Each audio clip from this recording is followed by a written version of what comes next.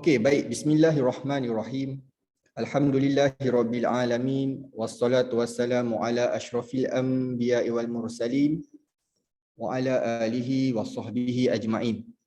Allahumma shalli ala Muhammad wa ala ali Muhammad. Rabbi shrah li sadri wa yassir li amri wahlul 'uqdatam min lisani yafqahu qawli. Amma ba'd. Assalamualaikum warahmatullahi wabarakatuh. Dan selamat petang saya ucapkan kepada semua sidang pendengar yang dirahmati Allah sekalian. Puan Zamila boleh dengar suara saya? Boleh Ustaz ni? Okey, terima kasih Puan Zamila. Baik, yang saya hormati, okay. Baik, yang saya hormati panel penceramah kita pada hari ini, iaitu tetamu ataupun orang yang kita undang khas bagi membincangkan topik seperti mana yang tertera pada skrin anda semua. Okey. Seterusnya yang saya hormati ketua-ketua jabatan dan rakan-rakan guru serta rakan-rakan kaki tangan Maktab Rendah Sains Mara Taiping. Dan tidak lupa juga saya ucapkan yang saya kasihi rakan-rakan pendengar di social media yang menggunakan Facebook Ansara Taiping ataupun YouTube Ansara Taiping. Okey. Baik, sebelum kita memulakan sesi ataupun perkongsian pada petang ini, adalah kita mulakan dengan Ummul Kitab Al-Fatihah.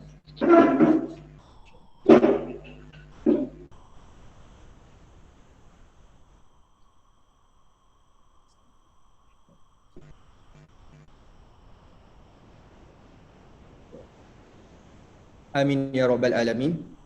Baik, untuk pengetahuan Puan Zamila, hari ini bersama dengan kita adalah rakan-rakan guru di MRSM Taiping dan juga staf kaki tangan MRSM Taiping, dan mungkin juga ada rakan-rakan Ansara sendiri, batch Puan Zamila sendiri ataupun batch-batch junior atau senior yang lain lah yang akan bersama dengan kita di Facebook ataupun YouTube live. Jadi terima kasih saya ucapkan. Untuk pengetahuan hadirin hadirat yang dirahmati Allah sekalian, program kita pada hari ini iaitu berkenaan dengan Ihya Ramadan Top Series, merupakan kerjasama antara badan yang pertama Jana Taqwa MRSM Taiping dan juga Pemanggunan Guru dan Staf MRSM Taiping serta Ansara MRSM Taiping, dan tidak lupa Unit Bimbingan dan Kaunseling MRSM Taiping. Juga saya ucapkan terima kasih kepada kerjasama yang seterusnya iaitu TNF Energy, Sendian Berhad, kemudian Alka dan See Through Studio.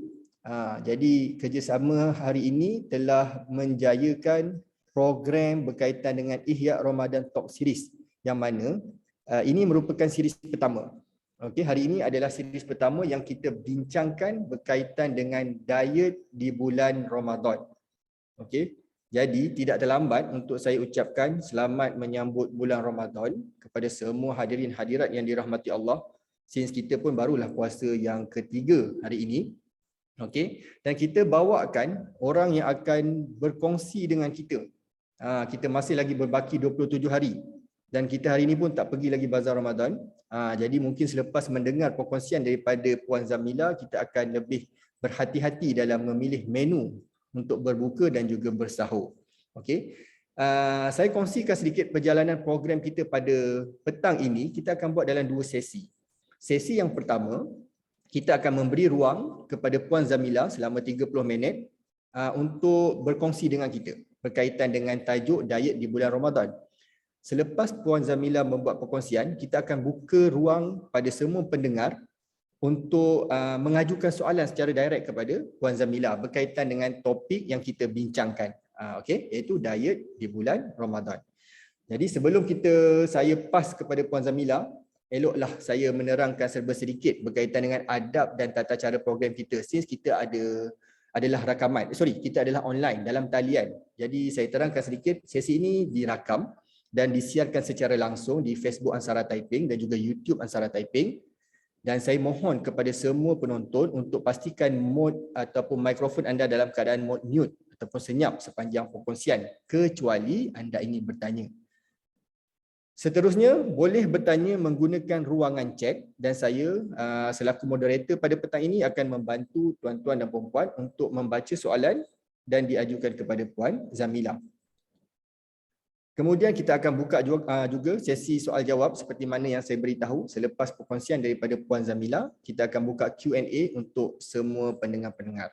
Dan yang terakhir, jangan gunakan perkongsian skrin, share screen, okey, semasa program kita sedang berlangsung. Jangan ada cubaan untuk hack skrin kita lah, okey. Dan saya akan kongsikan pautan kehadiran di akhir sesi kita nanti. Baik. Sedikit berkaitan dengan Puan Zamila, bekas pelajar MRSM Taiping, SPM tahun 2001. Betul Puan?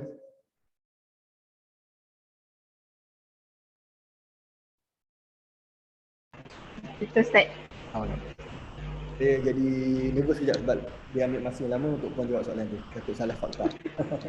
Okey. Dan sekarang sedang berkhidmat di Pusat Dietetik Hospital Taiping. So dekatlah dengan kita sebenarnya kan. So senanglah kita nak dapat rujukan dari orang yang pakar, dari orang yang sepatutnya berkaitan dengan pemakanan. Jadi Puan Zamila dah bersedia? Okey, insya-Allah. Okey. Tanpa melengahkan masa, saya paskan skrin saya kepada Puan Zamila untuk membincangkan topik berkaitan dengan diet di bulan Ramadan. Silakan. Okey. Assalamualaikum dan selamat petang.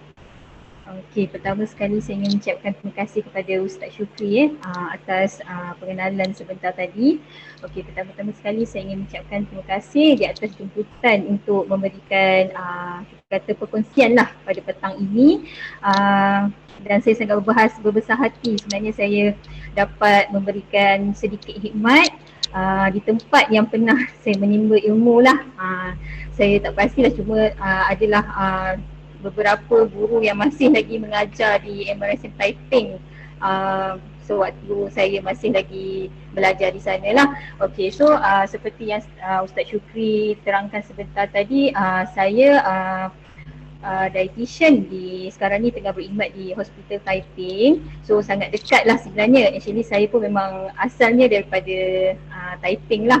So saya punya hometown memang di sini lah. Okay, tanpa melengahkan masa, saya akan terus startkan saya punya perkongsian pada petang inilah. Sebab ni actually 30 minit tu tak cukup ni. Kalau orang kalau dietitian ni pun tak cukup. Tapi kita cuba bagi short and sweet.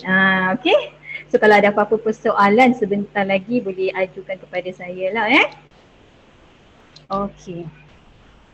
So kita dah memasuki hari yang ketiga berpuasa. Okay, so saya dapat jemputan ni memang topik yang sangat-sangat kita kata kena lah pada bulan puasa ni kan. So biasanya orang akan ambil peluang pada bulan Ramadan ni untuk kurangkan berat badan. Ada juga yang macam enjoy sebab masa bulan puasa ni kan macam-macam bazar, menu yang kita tak pernah nampak pada bulan sebelum puasa ni, dia akan muncul lah pada bulan ni kan. Okay, so actually saya akan sebut. Okay, so ini antara kemeriahan kan bulan puasa. Kalau kita tengok kat sini bazar sangat banyak di merata tempat. So saya percaya mungkin ada yang dah pergi mana-mana bazar, mungkin ada yang berazam kan tak mau pergi mana-mana bazar kan. So biasanya kemeriahan dia memang macam ni setiap tahun kecuali masa kita musim Covid kan pada tahun pertama dahulu lah Okay, so biasanya untuk bulan puasa ni dia ada perubahan sedikit pada kita punya diet lah. So kita tak ada diet antara waktu imsak hinggalah maghrib kan selalunya kan. So kita akan berpuasa lebih kurang dalam masa dalam 14 jam lah. So masa ni kita punya kadar metabolisme badan adalah perlahan lah. So dia adalah masa, sebab apa kita kata dia adalah masa ideal untuk kita ubah sesuai diet. Yang pertama sebab kita boleh kawal kita punya paras glukosa darah, and then kita boleh menurunkan aras kolesterol kita dan mengawal tekanan darah kita dan mengurangkan berat badan secara tidak langsung lah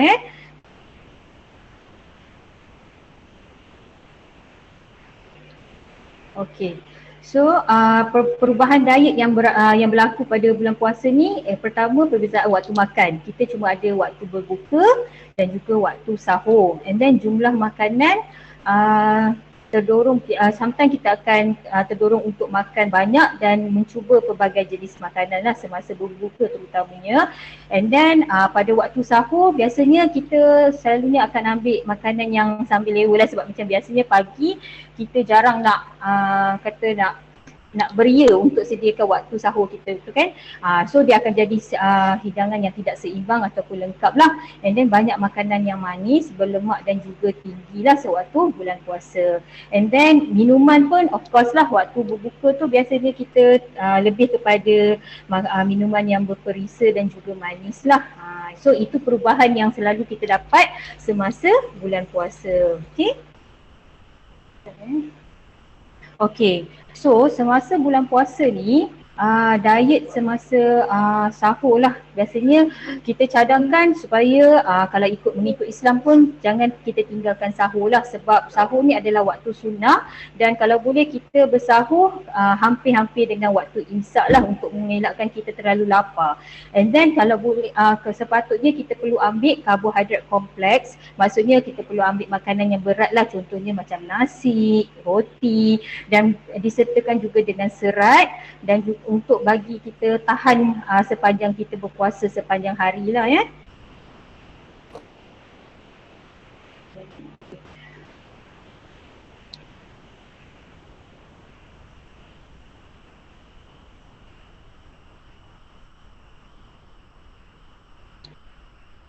Okey, ini contoh makanan sewaktu kita bersahur lah. So waktu sahur yang paling baik adalah antara setengah jam sebelum waktu imsak. And then kita sediakan makanan yang segar dan baru dimasak. So and then pastikan kita minum air kosong yang secukupnya. And then elakkan makanan yang digoreng semula, sebab bila kita goreng makanan tu sebanyak 2 kali, dia akan menyerap lebih banyak minyak lah And then pastikan setiap makanan kita tu cukup dengan sayur-sayuran, buah-buahan, protein seperti ayam, ikan, telur, daging dan juga kekacang. And then ambil sajian bergiring yang tinggi lah, seperti roti, sarapan pagi macam sarapan pagi lah. So mesti lengkap lah untuk kita waktu bersahur supaya kita tahan dengan lebih lama. Okay, and then seterusnya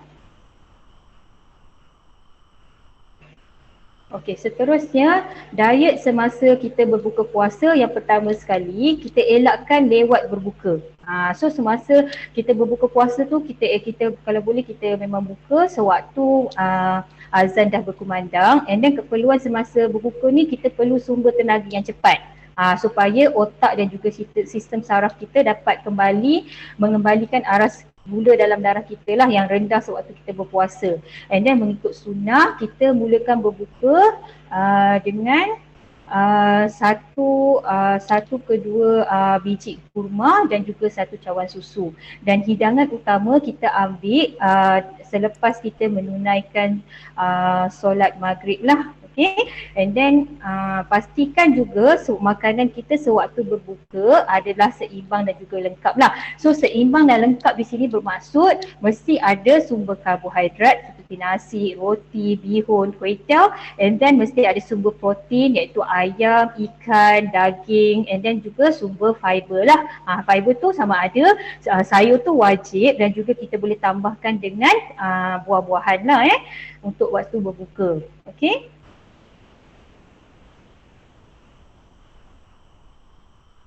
Okay, and then sewaktu supper, diet semasa supper. So untuk supper ni maksudnya kita ambil more lah kalau yang kita biasa dengarkan. So biasanya kita akan ambil selepas tarawih, and then kita ambil sebagai snack. Bukan maksudnya kita repeat balik makanan berbuka kita tadi itulah So jangan lupa pastikan kita cuba cukupkan bilangan air yang jumlah air yang perlu kita ambil dalam sehari, iaitu 8 gelas sehari lah.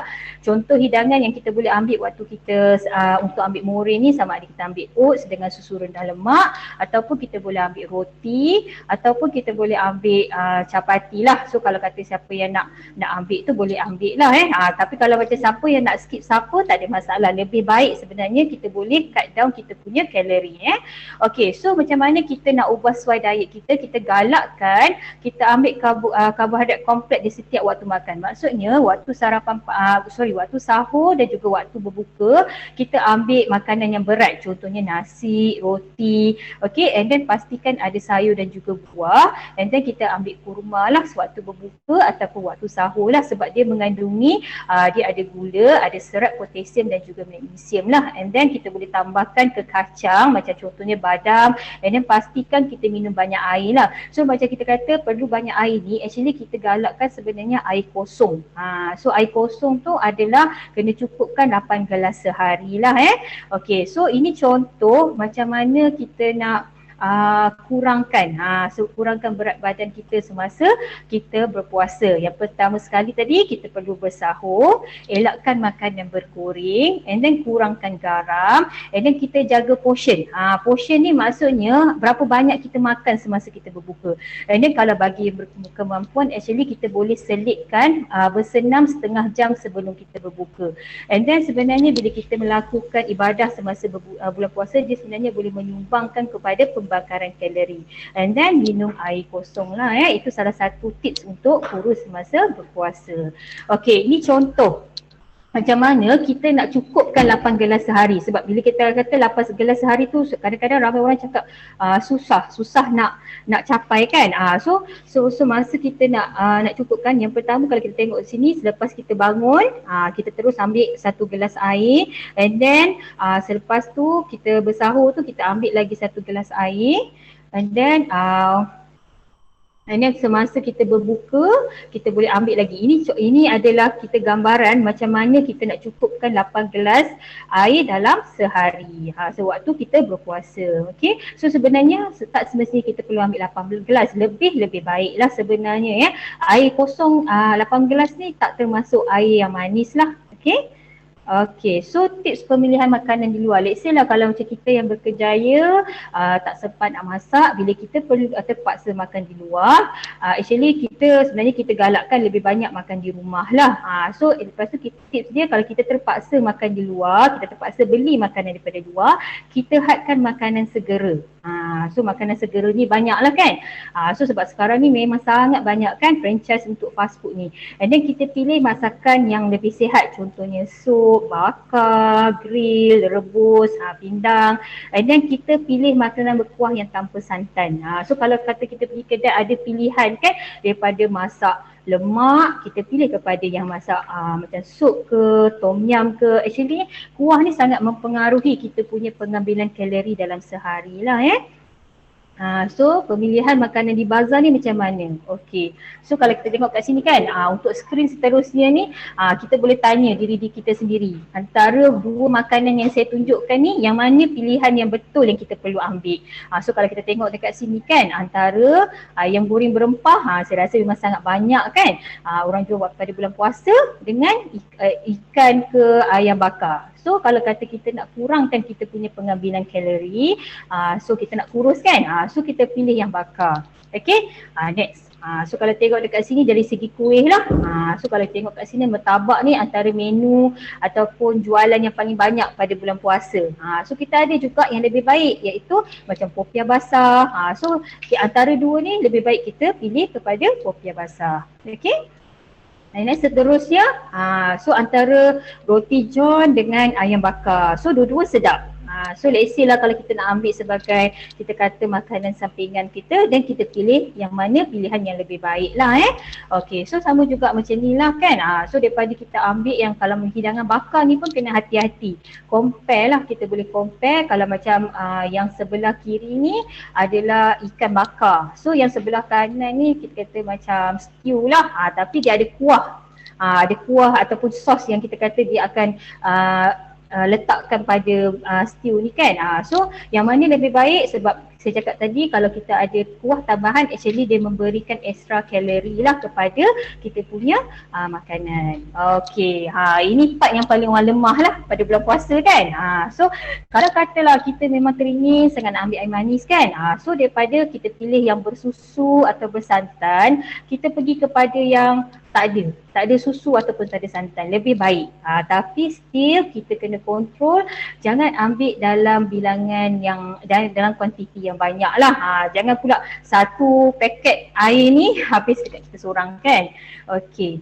And then seterusnya, so kuih-muih kan, pilihan kuih-muih yang kita rasa lebih baik lah. So kalau bulan puasa kuih sangat banyak, so kita kena bijak. So daripada macam kalau kita tengok contoh-contoh kuih dekat sini kan, mostly diperbuat daripada santan, gula yang banyak. So sebenarnya secara tidak langsung kita tak sedar sebenarnya kita ambil kuih ni memberikan extra kalori. Sebab apa? Sebab apa saya cakap tu, contohlah kalau macam kek ni kan, satu slice macam tu, macam ni dia lebih kurang boleh sampai 300 kalori.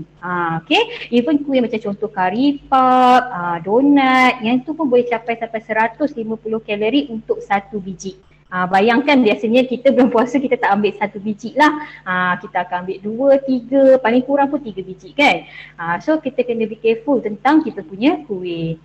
So kalau macam kita mau kepada makanan berkuah, so kalau kita ada pilihan contoh daripada kita kata yang macam laksam ke, yang jenis gunakan kita kata santan, kita mau kepada makanan yang kuah-kuah yang kurang bersantan lah, contohnya macam laksa, lepas tu asam laksa, bihun sup, ketel sup, yang tu lebih sihat lah Okey, sama juga macam ni lah. So antara dua ni kan, actually dua-dua memberikan extra kalori lah, lebih banyak kalori. Tapi kita cuba kontrol dari segi kuah, dari segi bilangan lauk yang kita ambil semasa kita menikmati makanan inilah Okey, seterusnya kita kata ayam percik dengan sup gearbox. So antara dua ni yang mana lebih sihat. Actually dua-dua pun mengandungi kalori yang banyak, tapi kalau kita ambil dalam kuantiti yang sedikit dia takkan memberikan kesan. Cuma kalau macam kata kita ambil sup gearbox ni, dia mengandungi lemak yang tidak bagus lah, sebab dia dekat sini dia ada lemak tepu dekat dalam sup gearbox ni Okay, and then antara nasi lemak dan juga bihun sup. So kalau kata kita nak makan, then kita ada choice, kita pilih yang bersup lah compare dengan nasi lemak. Okay, ni antara makanan-makanan yang bersantan lah. So kalau macam kata kita ada pilihan dekat luar, cuba elakkan. Kalau kata nak kurus masa bulan puasa, kita nak cut down makanan kita nak ubah diet kita dan kita kurangkan ambil makanan yang bersantan ataupun berlemak ni Ni contohlah kalau kita pergi makan dekat kedai tom yum, kita mau yang pada sebelah kiri ni lah. Okey, ni contoh juadah berbuka puasa lah kan. So kalau kata kita punya menu macam ni, banyak lauk, cuba kurangkanlah dari segi portion yang kita ambil lah Okay, so ini adalah contoh jadual waktu semasa berpuasa lah.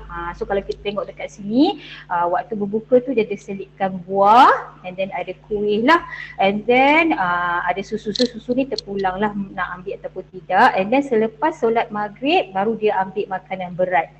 So kalau tengok dekat sini makanan berat dia masih ada nasi, ayam, okay, and then ada buah dan air kosong lah. And then selepas tarawih, so untuk selepas tarawih ni murid ni terpulang. Tapi sebenarnya kalau kita nak cut down kita punya kalori, tak perlu ambil pun murid ni lah sebenarnya And then sahur sama macam kita makan waktu sarapan pagi ataupun makan tengah hari. Okay, hidangan yang lengkap lah Okay, seterusnya petua makanan sepanjang kita berpuasa lah So elakkan makan berlebihan. Pastikan kita minum sekurang-kurangnya 8 gelas air lah, air kosong. Kita kurangkan makanan segera, and then kurangkan pengambilan kafein, kopi lah Elakkan makanan yang terlalu berempah dan juga pedas, and then kurangkan makanan yang bergoreng, berlemak atau makanan yang tinggi garam dan juga gula lah. Okey, seterusnya setelah kita berpuasa, nanti tiba penghujungnya kita nak berhari raya. Ini just a gentle reminder. Kuih-kuih yang biasa kita tengok lah masa hari raya kan. So cuba tengok kalori-kalori kan. Kita dah puasa, kita dah cuba kurangkan berat badan, dah berjaya.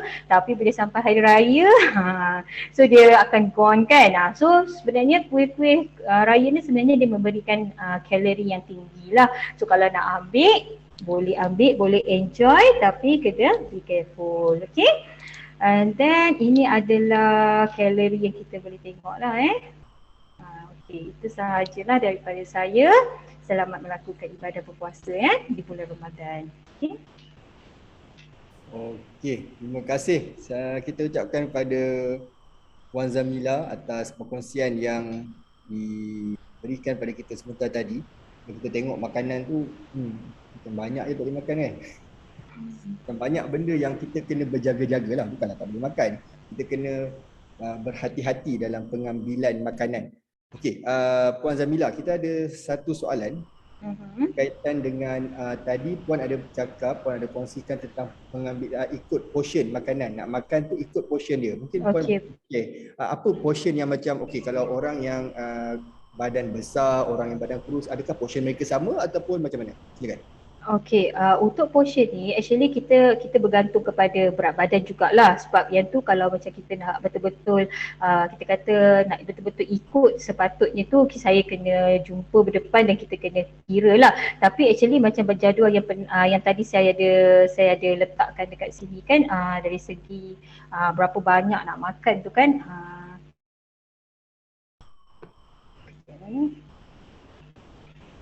Ni contohnya lah.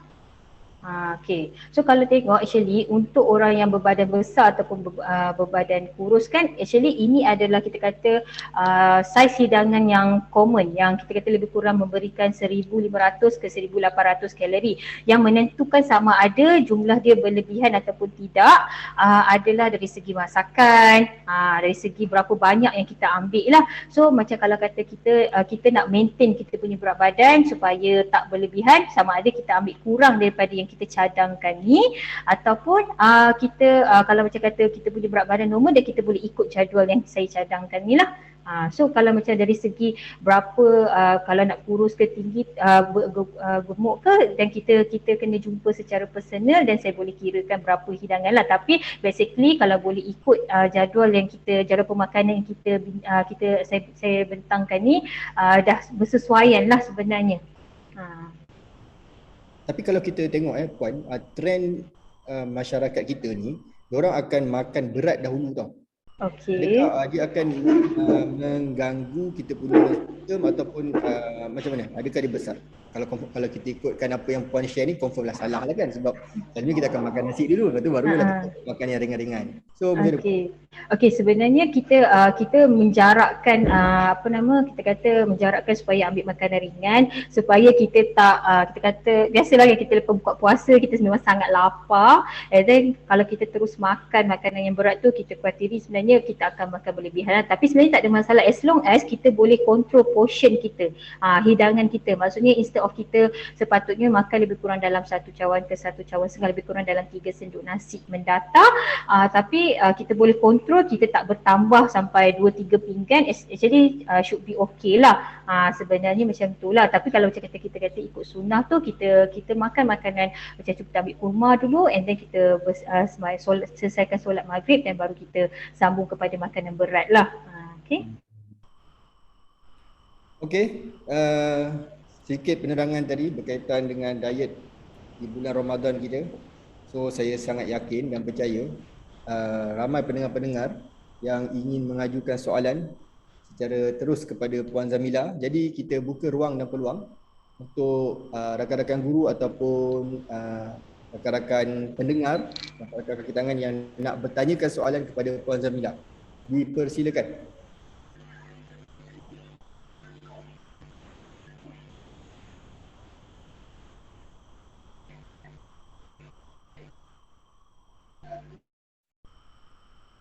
Okey, saya ada satu soalan di ruangan chat. Okey.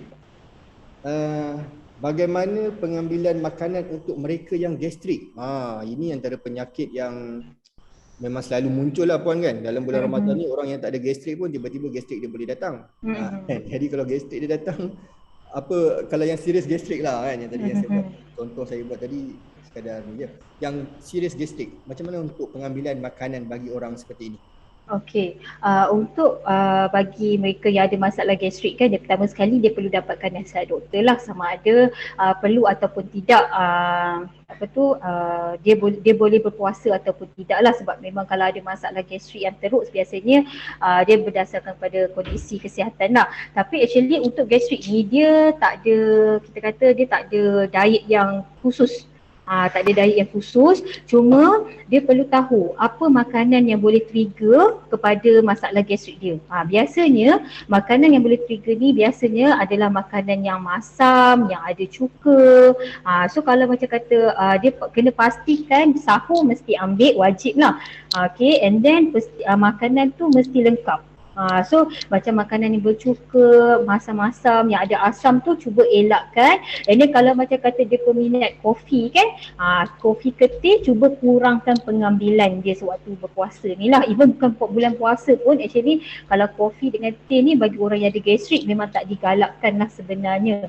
So tapi bila dia boleh dapat makan sahur and then dia berbuka dengan makanan yang lengkap, insya-Allah lah dia punya gastrik tu akan berkurang. Tapi macam saya cakap tadi, dia bergantung pada kesihatan tu. Sebab sometimes ada setengah orang memang tak boleh berpuasa pun. Sebab bila dia berpuasa, gastrik dia akan lagi teruk. So apa-apa pun perlu dapatkan nasihat daripada doktor lah. Okey. Baik, terima kasih Puan Nabila. Maknanya kalau orang yang jenis gastrik yang ekstrim ni, dia memang kena jumpa doktor lah. Betul. Sebab dia ada ubat yang akan doktor berikan untuk kurangkan kita kata masalah gastrik dia tu lah. Di perut apa semua tu lah. Okay. Alright Puan, kita ada satu lagi soalan. Banyak soalan sebenarnya ni. Daripada Cikgu Idris. Idris. Baik, soalan dia, Puan ada menyatakan sahur seeloknya setengah jam sebelum masuk waktu imsak. Boleh tahu apa sebabnya? Saya selalu melewat-lewatkan sahur. Okey. Melewat-lewatkan sahur tu sebenarnya betul lah tu. Okey, setengah jam tu sebenarnya kita nak bagi cukup masa lah sebenarnya sebelum tamatnya waktu bersahur tu. Actually kalau macam kata nak melewatkan tu antara 15 minit, as long as kita yakin kita boleh habiskan waktu sahur kita tu, tak ada masalah lah. Tujuan kita nak melewatkan waktu sahur tu macam tu lah, sebab kita nak pastikan kalori yang kita makan, makanan yang kita makan tu, jumlah tu, tenaga tu cukup untuk kita gunakan sepanjang kita berpuasa tu lah. Itu sahaja. So kalau macam kata kita nak 15 minit ke 10 minit ke, as long as kita boleh makan hidangan yang lengkap, kita rasa kita cukup sempat nak makan, tak ada masalah. Maksudnya Puan memang sesuai lah apa yang Nabi dah ajar pada kita lewatkan sahur tu kan. So, betul. Yang Nabi ajar tu mesti ada sebab dia kan. Yes, betul. Puan, soalan daripada Cikgu Roni. Okay. Cikgu Roni tanya, trend sahur terlalu awal, contoh dalam pukul 12 hingga 3 pagi. Maksudnya ada juga kan jenis-jenis terutamanya anak-anak muda lah. Jenis yang bila sahur dia akan sahur awal, pukul 2.30 tak boleh tidur kan. So bila sahur kemudian sahur tu dah tak bangun dah lah. So betul Puan, adakah sahur awal ini dia akan ada kesan pada kesihatan? Okey.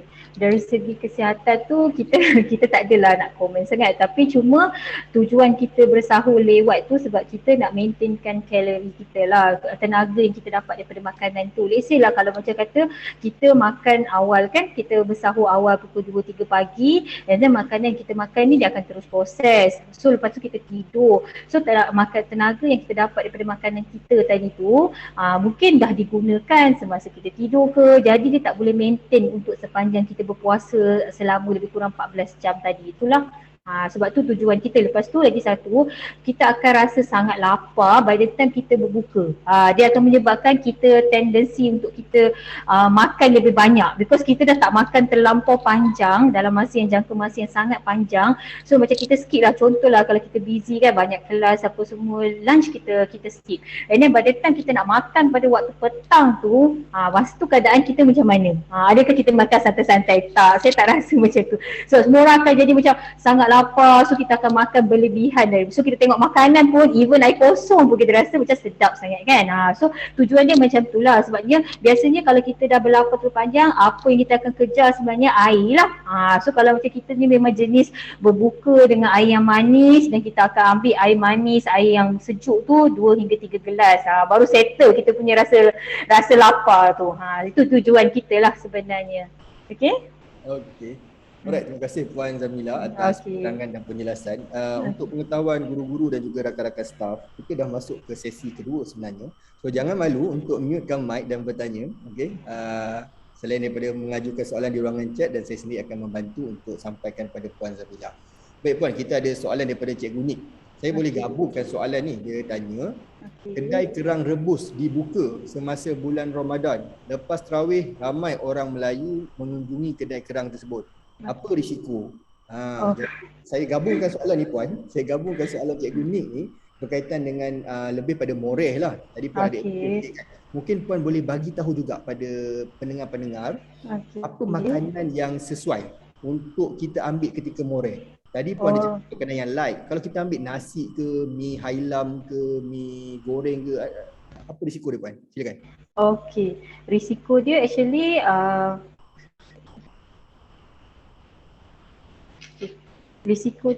kejap ya.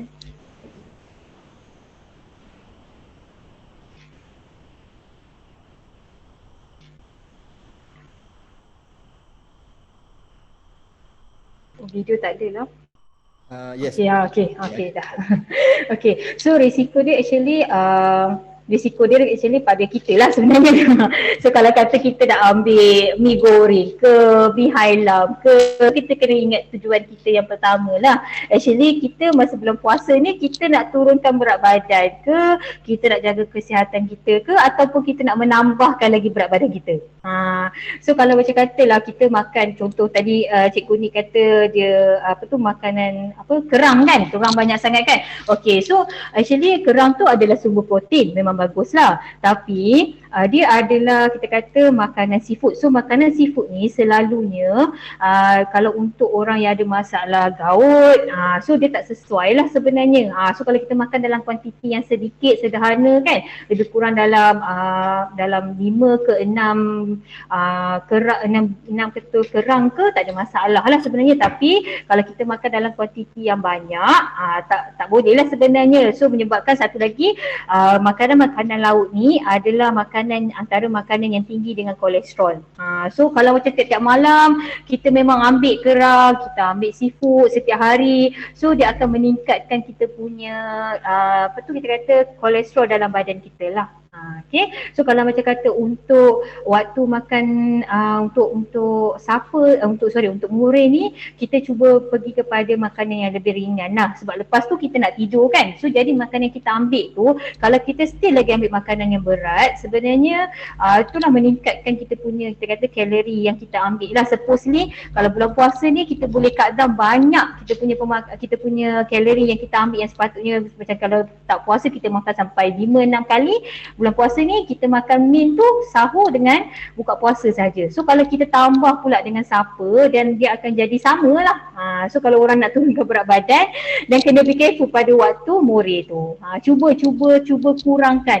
So kita pilih makanan yang lebih sihat lah sewaktu supper tu. Okay. Maksudnya supper ni kita boleh lah ambil, cuma kita kena berhati-hati lah kan. Yes, betul. Sebab kebanyakan orang kita ni kalau supper teh tarik. Teh tarik kan. Yalah. Saya sendiri kadang-kadang macam tu juga. Betul. Okay, so okay, kalau kita supper tu Puan, adakah antara pukul 10 dengan 11 tu adalah waktu yang sesuai ataupun Ya, itu adalah waktu yang sesuai lah, sebab selepas tu kan kita akan masuk tidur. So sebenarnya kita makan pun actually kena jarakkan dengan waktu timing kita nak tidur lah sebenarnya. So 1 ke 2 jam sebelum kita tidur tu kita dah siap-siap dah habis last lah kita punya makanan tu kan. Okey Puan, kita ada soalan seterusnya. Ada juga yang PM saya ni Puan dekat WhatsApp. Dia tanya saya, cuba tanya daripada Cikgu Saifuddin.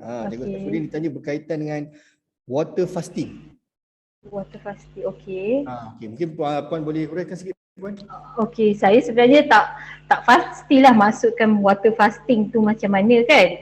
Tapi cuma saya nak tahu diet tu diet apa sebenarnya.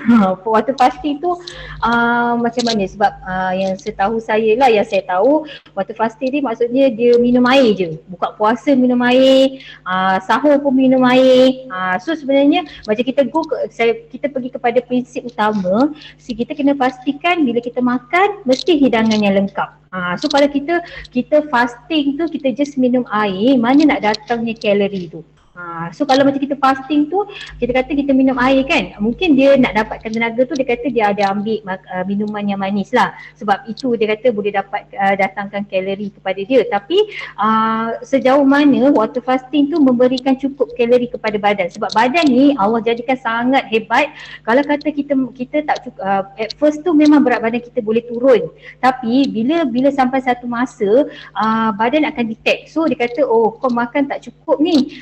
So dia akan minta stop turunkan berat badan. Dia akan gunakan segala apa yang ada dekat dalam badan kita. Contohnya kita punya protein, kita punya muscle, protein daripada muscle tu untuk digunakan sebagai kita punya sumber tenaga.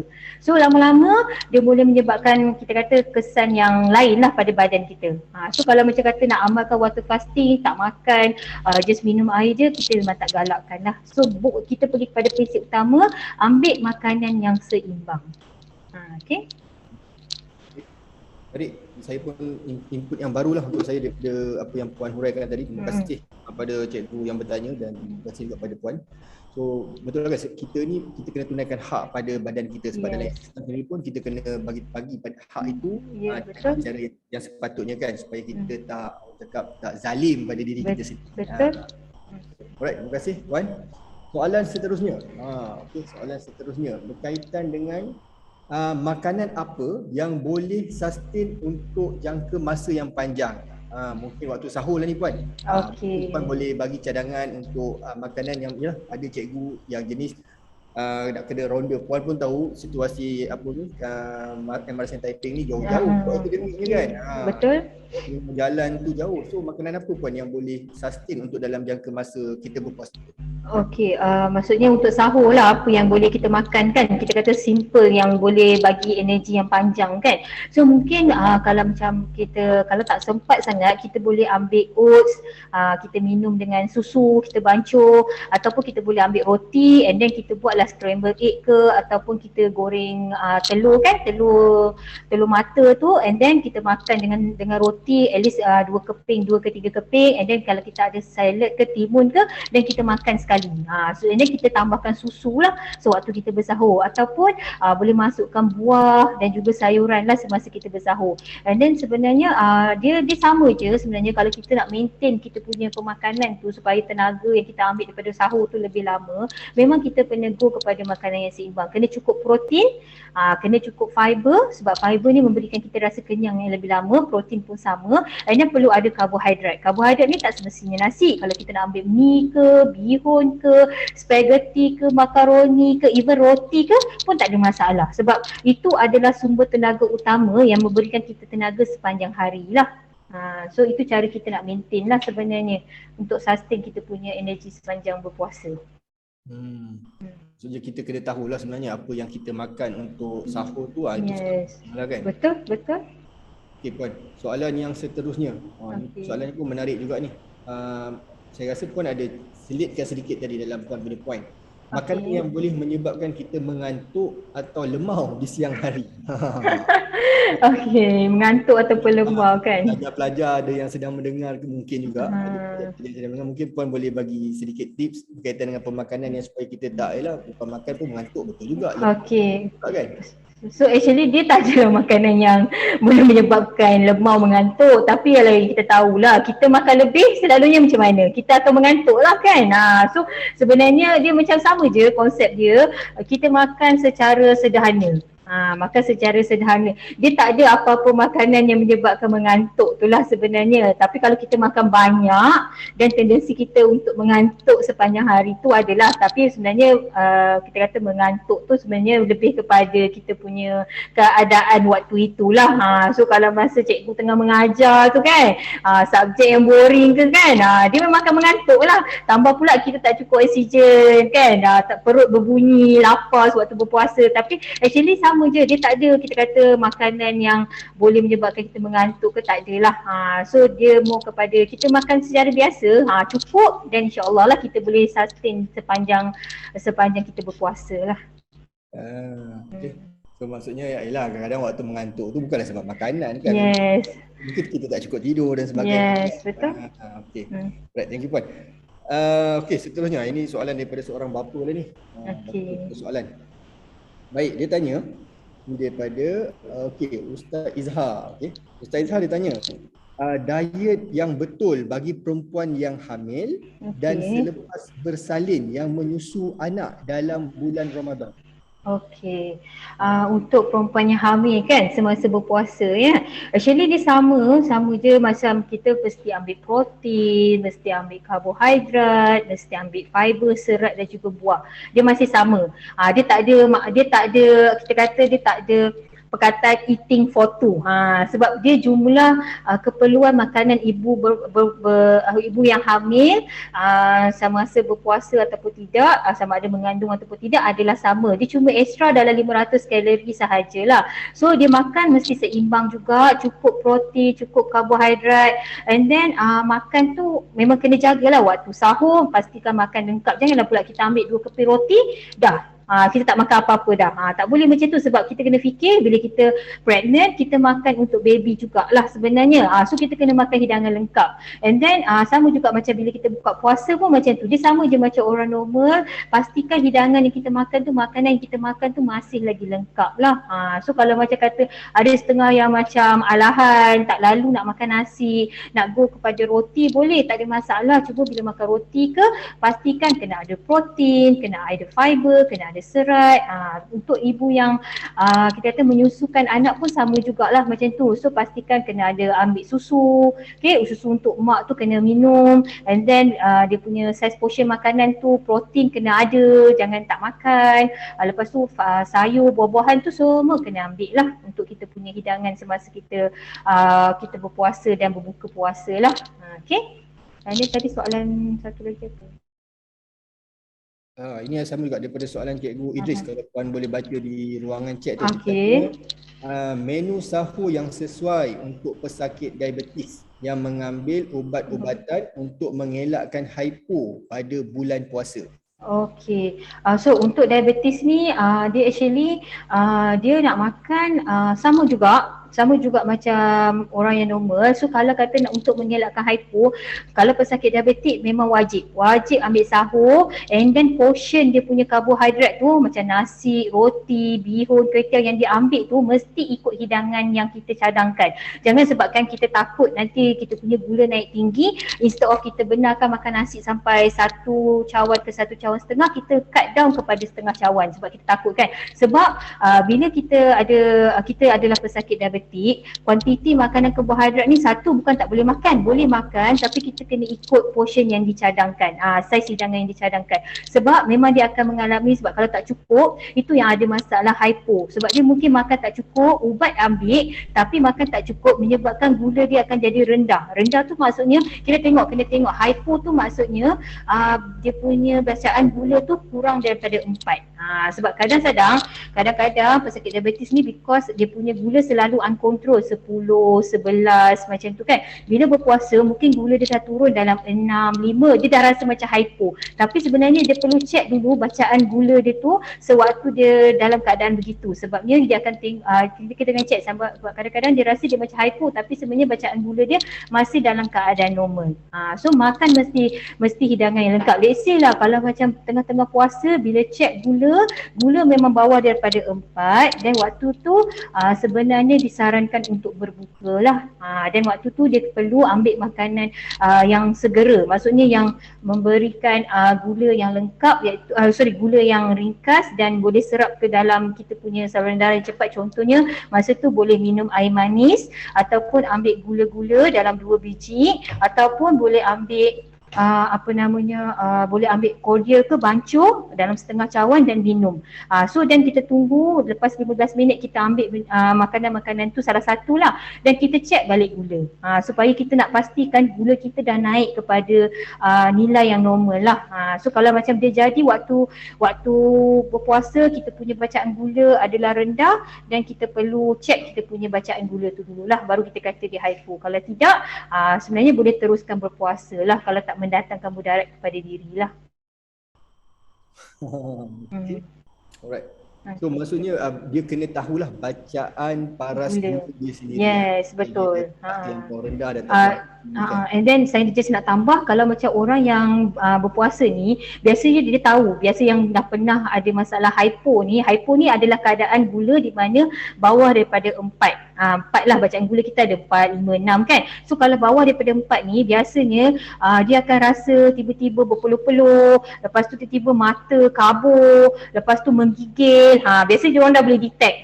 Biasa orang yang kecil manis yang dah lama ni dia tahu dia hypo, tapi kadang-kadang dia orang tak check. Dia orang rasa dia orang hypo, tapi bila check gula sebenarnya 6. Selalunya mungkin gula dia 11, 12 kan. So bila dah rendah sikit tu dia dah rasa hypo. Tapi kalau kata dalam keadaan tu macam memang tak boleh tahan, dan dibenarkanlah sebenarnya untuk berbuka puasa lah, dan ambil makanan yang memberikan kita kata gula yang cepat lah. Sebab tu saya kata tadi boleh bancuh gula pasir tu kan, bancuh dalam air terus minum dalam 2 sudu, ataupun ambil gula-gula ke. Masa tu kita perlu ambil makanan yang manis yang cepat lah. Okey. So untuk semua orang yang menghidapi lah penyakit diabetes ni kena hati-hati lah kan, supaya, dan orang yang tiada kena jaga. Janganlah kita jadikan reason untuk okey nanti aku ni hypo ke, tiba-tiba kita yang tak pernah kena tiba-tiba nak berlaku jadi hypo, nak sediakan coklat sebagainya kan, masalah jugalah kan. Kadang-kadang orang-orang kita ni dia suka ambil kesempatan. Kita faham, jelaskan. Okey. Alright, terima kasih Puan.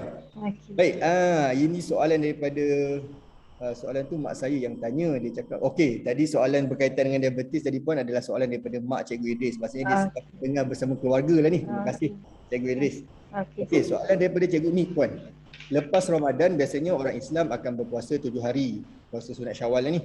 Lebih baik puasa terus 7 hari atau selang-seli untuk kesihatan? Yang mana lebih baik? Nak puasa direct 7 hari ke ataupun selang-seli? Hari Isnin puasa, Rabu puasa, Jumaat puasa, Ahad puasa? Silakan Puan. Okay, so untuk soalan ni actually dia depends lah. Sebenarnya dia tak ada masalah nak teruskan berpuasa 7 hari lepas kita berpuasa bulan Ramadan kan, lepas habis 1 Syawal tu sebenarnya tak ada masalah, boleh teruskan, bergantung pada kesihatan kita. Nak selang-seli pun boleh, teruskan pun boleh.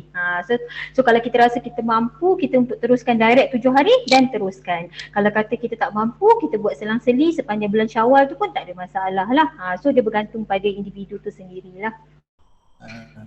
Okay. Satu jawapan yang cantik, memang benar. Kita dalam Islam sendiri pun untuk puasa sunat ni tak ada pandangan yang orang cakap dia ada khilaf lah. Ada yang kata digalakkan selang-seli, ada yang digalakkan direct terus. Tapi yang pasti Syawal hari pertama tu janganlah puasa. Bermulalah Syawal hari kedua. Okay. Baik. Puan, ini soalan ni pun menarik. Saya suka soalan ni. Soalan ni ditanya berkaitan dengan pengambilan suplemen ketika Ramadan. Adakah digalakkan atau tidak? Mungkin suplemen ni umum lah kot Puan. Suplemen tambahan lah saya rasa. Okey. Pertama sekali kena tahu jugalah suplemen tu diambil semasa bulan puasa sahaja sebab nak memberikan dia ketahanan berpuasa ke, atau memang suplemen tu memang diambil even sebelum puasa pun memang ada. So actually suplemen ni kalau bagi orang yang sihat, kita tak perlukan suplemen pun sebenarnya. So kita boleh dapat semua nutrien, semua keperluan kita tu daripada makanan yang Allah dah kurniakan tu kan. Semua ni sebenarnya dah cukup dah. Orang yang perlukan ambil suplemen ni actually adalah seperti macam orang yang sakit, orang tua, orang yang ada penyakit kronik yang memang doktor prescribe mesti ambil suplemen tertentu lah. Suplemen ni adalah kita kata makanan tambahan lah. Sebab macam sekarang ni memang sangat banyak kan, banyak syarikat-syarikat yang memang kita kata memasarkan suplemen dan claim macam-macam kan. Boleh tambah tenaga lah, boleh elakkan itulah, boleh elakkan inilah. Tapi as long as kita boleh makan cukup, kita tak perlu pun suplemen untuk kita ambil lah. Sebab bila kita salah ambil suplemen, satu, mungkin ada suplemen tu dia ada tambahan kita kata secret ingredients, hidden kita kata hidden bahan, bahan-bahan tersembunyi kan. Bila kita daripada kita tak perlu ambil, nanti mungkin takut kalau kita ambil dia akan memberikan kesan kepada kita punya buah pinggang, kita punya hati. So kalau macam kata kita tak perlu, dan kita tak perlu ambil lah sebenarnya. So kalau macam kata memang ada amalkan suplemen, dan kita kena bagi, terutamanya bagi pesakit yang memang ada penyakit-penyakit kronik lah, contohnya macam kencing manis, darah tinggi. Kalau kata tuan-tuan puan-puan yang ada ambil, kita minta kena inform pada doktor. Sebab kita takut nanti suplemen tu mengganggu ubat yang doktor bagilah sebenarnya. Maknanya pun kalau orang tu tiba-tiba lah nak ambil bulan Ramadan dia nak ambil suplemen, adakah dia digalakkan ataupun tidak? Sebenarnya tidak digalakkan lah, sebabnya kita kena tahu tujuan kita ambil suplemen tu untuk apa. Okey. Terima kasih Puan. Okey, terima kasih. Betul. Saya pun bila saya nak back balik pada puasa 7 hari, puasa sunat 7 hari tadi, saya nak kena betulkan sebab kita tengah live. Nanti orang claim saya buat ajaran sesat pula. Kita bukan sunat puasa 7 hari Syawal, kita 6 hari. Okay. So minta maaf pada semua pendengar. Terima kasih pada Cik Haliza yang bertanya 6 hari ke 7. Alright, betul. 6 hari puasa sunat 6 hari. Alright. Seterusnya Puan. Berkaitan dengan tadi Puan ada cakap juga berkaitan dengan minuman berkafein. Kalau pendengar-pendengar masih ingat, Puan ada sentuh berkaitan dengan minuman berkafein adalah tidak digalakkan. Tapi sekiranya mereka nak ambil pada waktu sahur dan berbuka, boleh atau tidak? Ini jadi sangatlah ni Puan. Maksudnya memang orang cakap kaki kopi, kaki Nescafe ke kan, memang kalau tak memang menggigil badan lah. Okey, so untuk kopi ni biasa saya faham lah. So yang mana memang addict kan, so dia kena ambil kan. So daripada mungkin boleh kurangkan dari segi kita kata kepekatan kopi yang kita bancuh tu. Okey, macam untuk sahur dan juga untuk berbuka tu, and then pastikan kita minum air kosong tu lebih banyak. Sebab apa tujuan dia kita minta kurangkan, sebab bila kita ambil minuman berkafein, kita akan tendensi untuk minum, kita akan cepat rasa dahaga. Lepas tu bila kita ambil kafein ni, dia akan menyebabkan kita kerap buang air lah. So kalau kita minum air kosong tak cukup, dan menyebabkan kita akan dehydrated lah, badan tak cukup air. Itu sebabnya lah. And then lagi satu, kita akan rasa macam kerap dahaga. So kita akan tak boleh bertahan sepanjang kita berpuasa lah. Sebab tu kita cadangkan kalau boleh kurangkan minuman berkafein sepanjang kita berpuasa lah. So daripada 2 kali, mungkin kita kurangkan sekali. Daripada yang macam kita bancuh kau punya, kita mungkin buat light-light je untuk kita sepanjang kita berpuasa ni lah. Okay. So pada semua penggemar kopi, janganlah risau, boleh ambil. Tapi macam Puan nasihatkan, ambil yang light-light lah, jangan terlampau pekat sangat kan, jangan terlampau kau sangat kan. Alright. Okey Puan, ini soalan daripada seorang ibu ni, tapi dia rahsiakan namanya. Okey, berkaitan dengan pemakanan untuk anak-anak 8 hingga 10 tahun. Untuk yang nak belajar berpuasa lah ni, macam mana apa makanan yang boleh digalakkan untuk mereka? Maknanya anak yang berumur 8 hingga 10 tahun yang baru belajar nak berpuasa, mungkin apa cadangan daripada Puan sendiri untuk makanan mereka untuk berbuka dan juga bersahur? Okey, untuk berbuka dan bersahur kan, untuk anak-anak ni biasanya kita nak kena tackle lah supaya kita nak galakkan dia berpuasa kan. So pertama sekali kita mak-mak ni hidangkanlah makanan yang dia suka. Let's say lah kalau dia suka makan ayam goreng lah waktu sahur tu, sebab kita nak galakkan dia makan kan. Let's say lah dia jenis yang kalau macam dia suka makan, biasa budak-budak suka makan Coco Crunch, cornflake dengan susu, dan boleh, tak ada masalah, boleh kita hidangkan waktu bersahur ataupun berbuka, as long as dia memberikan hidangan yang lengkap kepada anak-anak tu. Kita selitkan juga sayur dan juga buah-buahan semasa dia berbuka dan sahur, dan boleh teruskan macam tu lah. Dan kita mungkin boleh pelbagaikan lah, instead of kita buat hari-hari nasi putih dengan lauk je, kita tukar kepada mungkin sometimes kita sediakan nasi goreng, sometimes kita sediakan mi goreng, spaghetti, makaroni. So macam benda-benda tu boleh menarik lagi anak-anak ni untuk kita kata berbuka berpuasa. Kalau macam bukan bulan puasa mak nak buat spaghetti tu mungkin sebulan belum tentu lagi kan. Mungkin masa bulan puasa ni kita buatlah kerap sikit macam itulah. Tapi still lagi kita masih pegang konsep yang sama, mesti ada protein, okey, supaya anak tu rasa lebih kenyang. Dia boleh bertahan berpuasa sepanjang hari, and then mesti ada selitkan juga sayur-sayuran dan juga buah-buahan yang pelbagai lah, supaya sebab biasanya bulan puasa anak-anak macam actually paling susah sebenarnya kita nak cukupkan dia punya air tu kan. Biasanya pas sahur diorang tak lalu makan, then kita boleh galakkan dia makan sayur dan juga buah yang cukup lah untuk pastikan dia boleh membuang dengan baik, lepas tu dia boleh tahan rasa lapar dia tu sepanjang dia berpuasa lah. Okay. Alright, terima kasih. Jadi pada semua ibu ayah yang sedang mendengar, itu mungkin sedikit tips daripada Puan Zamila berkaitan macam mana kita nak encourage anak-anak kita yang baru nak belajar berpuasa kan. So, kita layan dulu kehendak mereka, dalam masa sama kita didiklah mereka supaya mereka juga ambil makanan yang sihat. Kan kita terlampau biarkan nak makan itu, makan ini, malas jadi benda-benda pun tak juga kan. Alright Puan. Ini saya rasa soalan yang menarik jugalah, mungkin daripada cikgu-cikgu Bayu saya rasa ni, berkaitan dengan makanan yang mempunyai glycemic index. Am I right? Glycemic index. Glycemic index. Okey. Macam mana Puan? Boleh terangkan makanan yang mempunyai glycemic index yang rendah dan apa kebaikannya?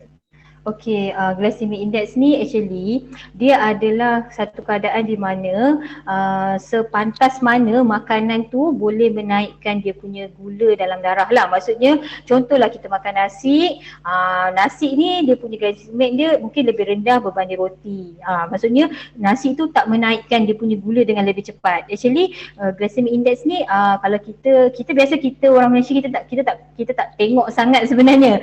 Cuma glycemic index ni kalau macam kita nak elakkan kita punya gula tu naik tinggi terlalu cepat lah.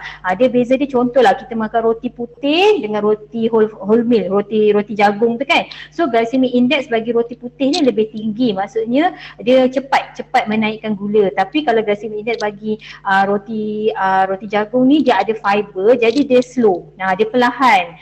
Jadi sebenarnya dari segi kita kata untuk orang yang tak ada kecil manis, orang biasa nak makan, sebenarnya dia tak memberikan apa-apa kita kata perbezaan pun.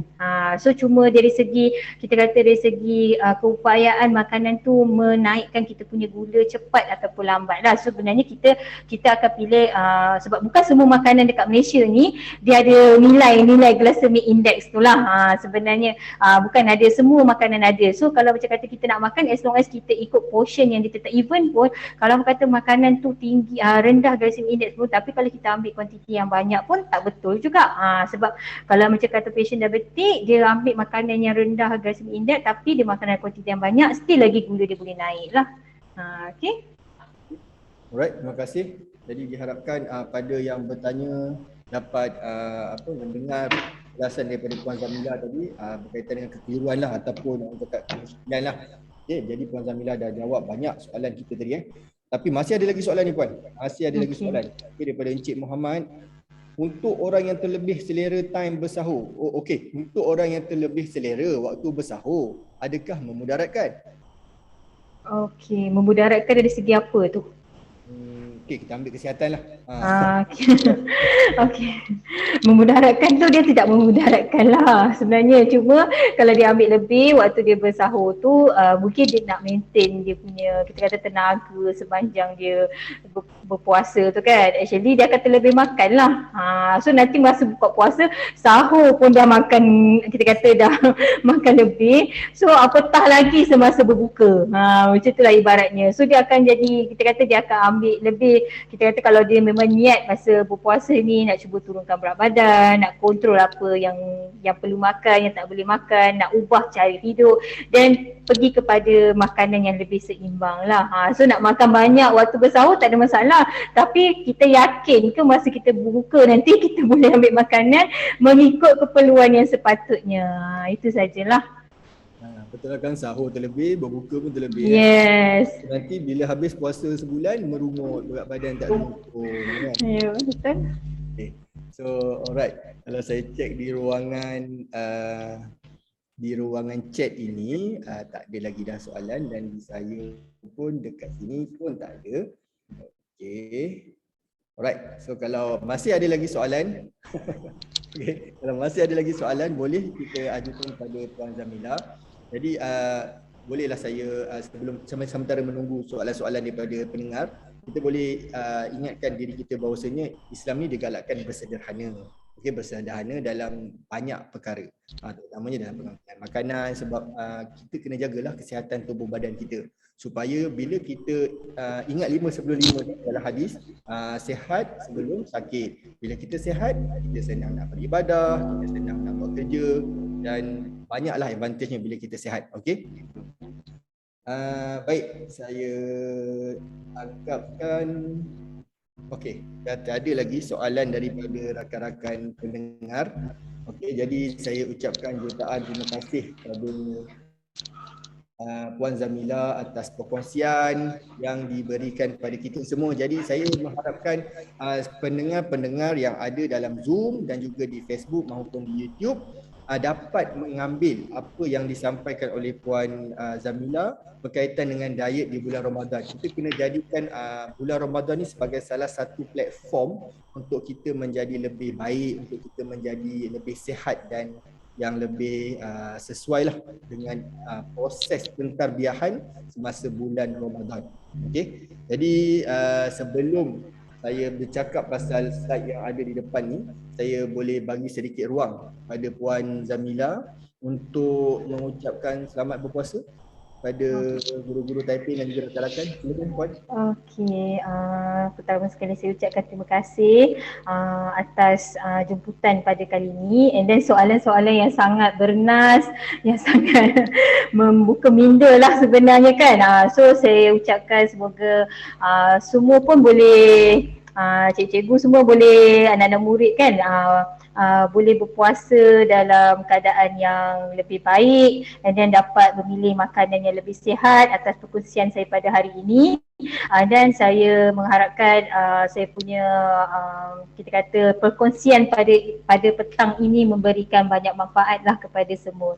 Okey, so minta maaf atas salah silap ataupun tersalah kata ataupun tersalah bagi information ke.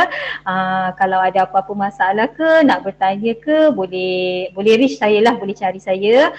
Tak jauh pun, tapi kalau nak cari tu boleh cari je lah untuk tanya beberapa soalan ke berkaitan dengan diet, kita tak ada masalah lah Okey, itu sahajalah. Terima kasih.